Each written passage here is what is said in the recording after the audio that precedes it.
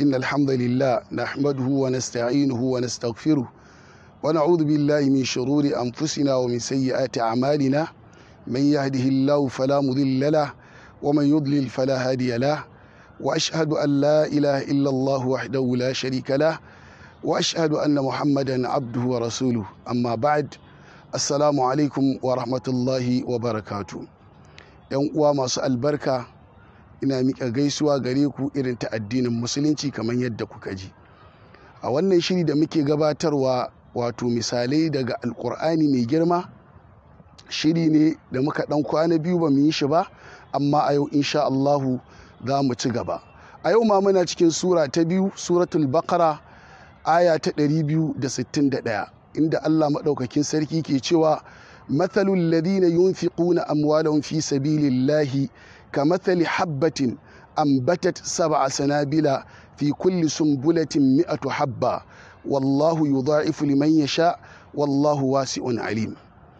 ma'anar ayan Allah maɗaukakin sarki ce mathalul ladina yunfiquna amwalahum fi sabilillah, misalin waɗanda suke ciyar da dukiyansu a cikin hanyar Allah, kamathali habbatin, kamar misalin ƙwayan hatsi ne, ƙwaya ɗaya, ambatat 7 sanabila, da aka shuka ta sai ta tsirar da rassa guda 7, zangarniya guda 7, ko ka ce totuwa guda 7.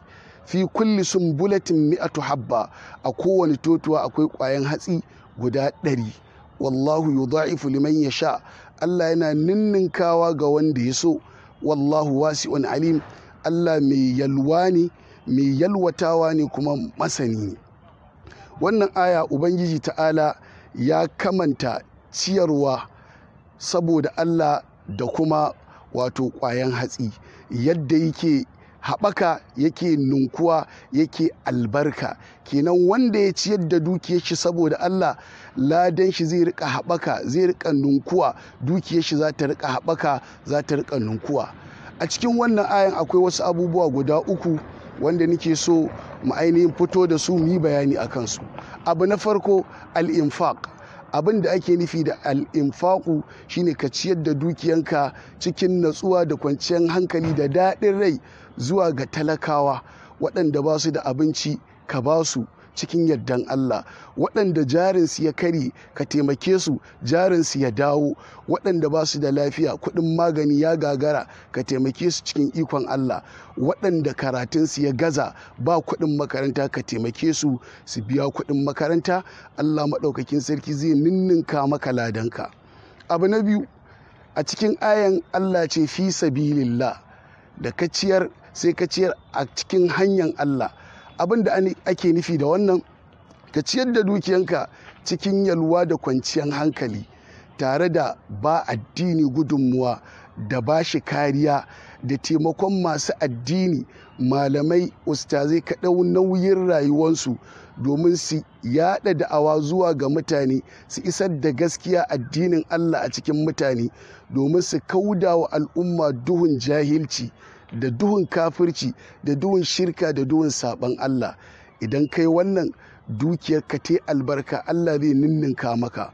Abu na 3, lallai ayan tana nuna mana Allah maɗaukakin sarki yana ajiyewa bayinsa ayyukansu na ƙwarai, a yayin da suka haɗu da shi za su gani.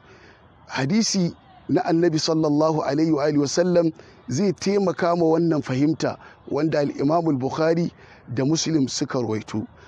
Annabi tsira da amincin Allah su tabbata a gare shi yake cewa duk wanda ya ba da sadaka gwargwadon dabino, min kasbin tsayyibin, wanda ya samo daga wato nema na halal, sai ce wala ya qabalu illa tsayyib, Allah baya karban wani aiki da aka yi na ciyarwa sai wanda aka yi da kuɗi na halal. Annabi ya ce fa inna Allah yaqbaluha, lalle Allah zai karɓi wannan ciyarwan, thumma yurabbiha li sahibiha, sai ya raina wannan sadakan game shi, kama yurabbi ahadukum faluwahu, kamar yadda ɗayan ku yake rainan jaririn raƙumin shi, hatta ya kuna mithlul jabali, har sai wannan sadakan ta kasance kamar girman dutse. Allah maɗaukakin sarki zai karɓa ya raine ta har ta girma.